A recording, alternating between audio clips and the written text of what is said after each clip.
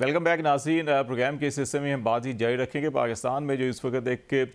बड़ी संगीन सी सूरत हाल है। इस्लामाबाद हाई कोर्ट के 6 जजेज ने बड़े संगीन इल्ज़ामात लगाए। उसके नतीजे में वफाकी काबीना ने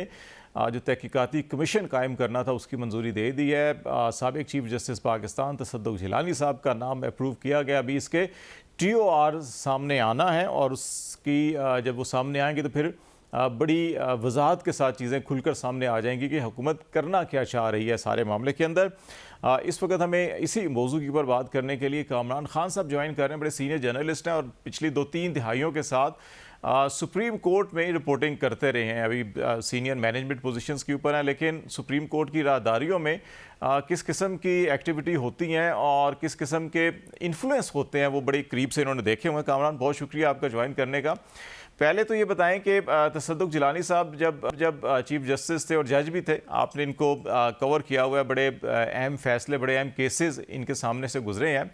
तो आप क्या समझते हैं कि इस स्टेज के ऊपर जिस किस्म के इल्ज़ामात हैं, सर्विंग जजेज़ हैं सारे के सारे हाई कोर्ट के जिन्होंने इल्ज़ाम लगाया है, और इससे पहले शौकत सिद्दीकी केस अभी रिसेंटली सेटल डाउन हुआ, उसके अंदर फैसला आया और वो भी इल्ज़ामात आलमोस्ट इसी किस्म के थे जो अभी लगाए गए हैं। तो ये कमीशन कितना पावरफुल होगा और किस हद तक जो है कि वो मतलूबा नताइज या उस गहराई तक पहुंच सके जो इस सारे के सारे मामले में दरकार है, तकाजे हैं कि वहां तक पहुंचना चाहिए। शुक्रिया खालिद जमील साहब। सबसे पहली बात तो ये कि तसद्दुक़ जिलानी साहब जो अब अपॉइंट हो गए हैं इंक्वायरी कमीशन के सरबराह, वो ना भी होते तो कोई और भी जज होता, इनसे ज्यादा बेहतर रेपुटेशन वाला भी, तो तब भी जो है वो उनके ऊपर उंगलियां जो है वो आनी चाहिए, उठनी थी। उसकी वजह यह है कि ये कमीशन, इंक्वायरी कमीशन जिस मकसद की इंक्वायरी के लिए बनाया गया है, वो जो मैंडेट इसको मिलेगा यानी जो टास्क इसको मिलेगा वो बहुत सेंसिटिव है। बाकी इसमें देखिए, ये होना तो ये चाहिए था कि ये वाले मामला जो हैं, ये होता ये कि इसमें चीफ जस्टिस को चूंकि एड्रेस किया गया था, वो खत यानी 6 जज साहिबान ने चीफ जस्टिस को एड्रेस किया क्योंकि वो सुप्रीम जुडिशल काउंसिल के सरबराह हैं। तो एक तरह से सुप्रीम जुडिशल काउंसिल में या तो इसको टेक अप करते, लेकिन फिर उसमें ये आ रहा था, ज्यूरिसडिक्शन का वाला मामला आ रहा था कि ये जजेस के कंडक्ट से मुतालिक बात नहीं है, ये तो जो एक्सटर्नल इन्फ्लुएंस हो रहा है उन लोगों के कंटेक्ट की बात है। तो इसलिए इसको सुप्रीम जुडिशल काउंसिल में नहीं बल्कि शायद सुप्रीम कोर्ट में सुना जा सकता था, लेकिन ऐसा भी नहीं हुआ। चीफ जस्टिस ने उसके ऊपर कोई खुद कार्रवाई भी नहीं की, कोई नोटिस भी नहीं लिया। और इसके ऊपर न सिर्फ ये कि सुप्रीम कोर्ट में इसकी सुनवाई होती, बल्कि उन्होंने तो लार्जर बेंच छोड़ के कहा यह जा रहा था कि फुल कोर्ट शायद तश्कील दे दिया जाए, क्योंकि मामले की हसासियत जो होती है, जो मामला है वो कितना सीरियस है, उसी नौयत को देखते हुए बेंचेस जो हैं वो तश्कील दिए जाते हैं, लार्जर बेंच बनाया जाता है, फुल कोर्ट तश्कील दिया जाता है जिसमें सुप्रीम कोर्ट के तमाम जज साहिबान शामिल होते हैं। तो ऐसा भी कुछ नहीं हुआ। तो फिर एक तासुर ये भी मिला कि जब इनकी मीटिंग हुई थी चीफ जस्टिस की जो हमारे वजीर आजम के साथ, यानी वजीर आजम जो जाके मिले थे चीफ जस्टिस से, उसमें दोनों तरफ से ये इस बात पर इत्तफाक किया गया कि जी इसको सुप्रीम कोर्ट को नहीं सुनना चाहिए, सुप्रीम जुडिशल काउंसिल को भी नहीं सुनना चाहिए, बल्कि इसके लिए एक कमीशन बना देना चाहिए, इंक्वायरी कमीशन। अच्छा, अब तो देखिए कि ये जुडिशियल कमीशन भी नहीं है, यानी ये जुडिशियल कमीशन वो होता है जो हाजिर सर्विस जज के सरबराही में हो और उसको तमाम जुडिशियल पावर्स जो हैं, यानी कि जो एक हाजिर सर्विस जज को हासिल होती हैं, वो उस कमीशन को हासिल होती हैं। आप ये इंक्वायरी कमीशन के तहत बनाए गए कमीशन को आप जितना मर्जी पावरफुल बना दें, ये कभी भी उतना ताकतवर नहीं हो सकता, उतना बाख्तियार नहीं होगा जितना कि एक सुप्रीम कोर्ट का जज होता है, हाजिर सर्विस जज होता है। अच्छा, जी चलें, बात कर लें आप। खाली सर, मैं ये कह रहा हूं कि जो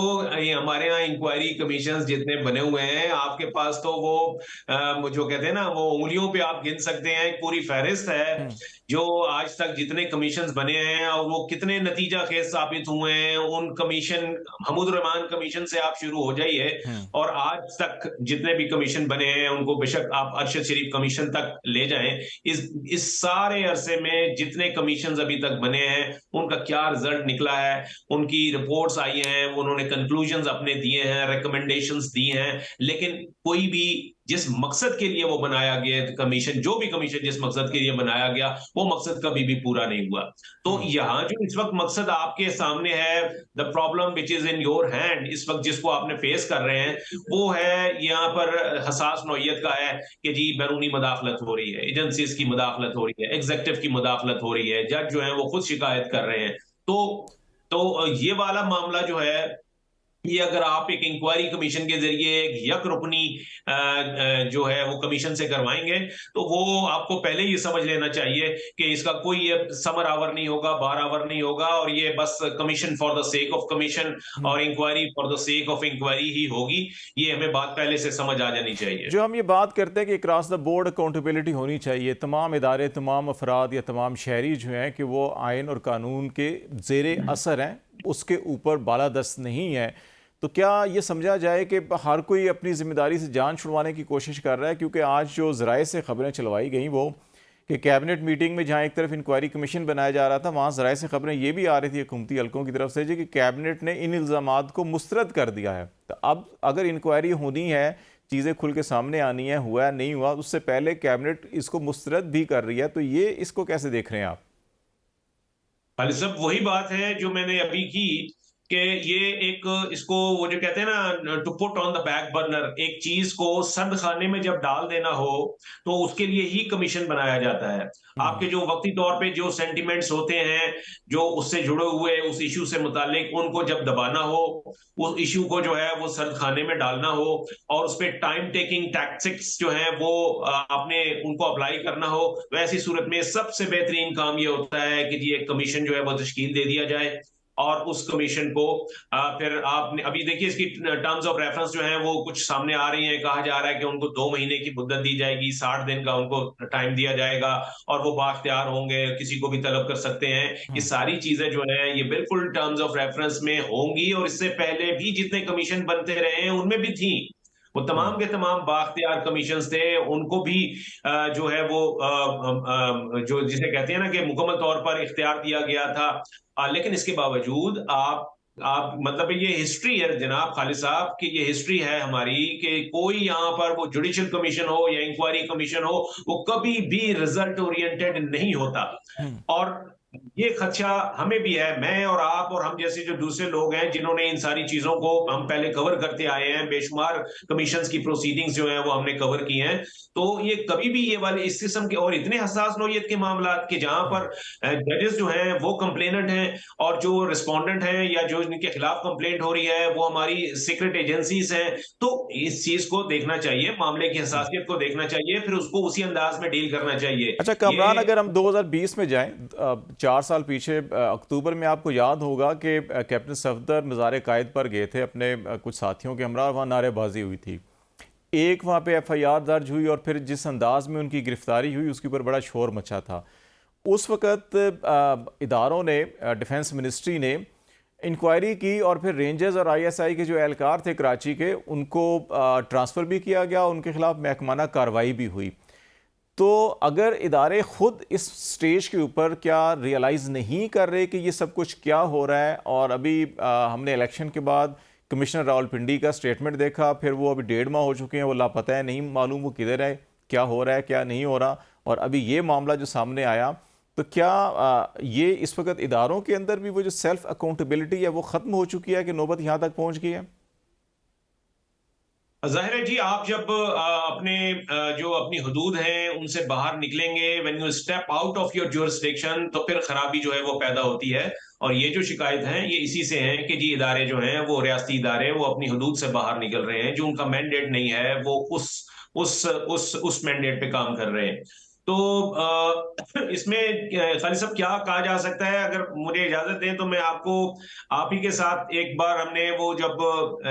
साबिक चीफ जस्टिस इफ्तिखार मोहम्मद चौधरी साहब का मामला सुप्रीम कोर्ट में चल रहा था, और एक 5 रुकनी बेंच जस्टिस खलीलुर रहमान रमदे की सरबराही में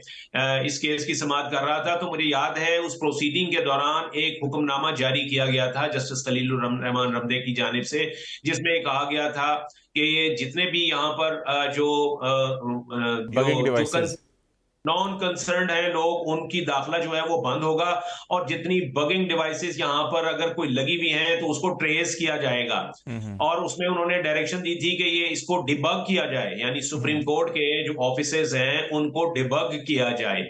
यानी तो उसमें हुआ फिर ये था खालिद साहब कि आपको पास भी बाद में रिपोर्ट आई होगी कि वो जो डिबग करने के लिए आए थे,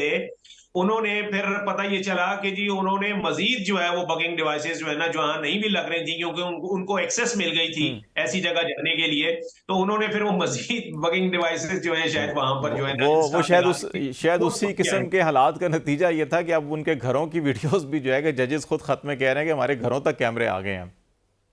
जी जाहिर है, दफ्तर के बाद फिर घर का ही नंबर आता है। अल्लाह ताला महफूज रखे जी। अच्छा, ये सारी सिचुएशन जो बन गई है कि अभी बहुत से कमीशंस आए, उनकी रिकमेंडेशंस आई, और इसी किस्म के हालात में पहले सियासी जमातों के मामला थे, असगर खान केस भी आपने कवर किया, इसी सुप्रीम कोर्ट ने फैसला भी दिया लेकिन उसके ऊपर बदकिस्मती से अमल नहीं हो सका। वहाँ भी सियासी मुदाखलत और ये तमाम तर मामला इसी किस्म के थे। एक्यूज़ड वही था जो आज एक्यूज़ड है।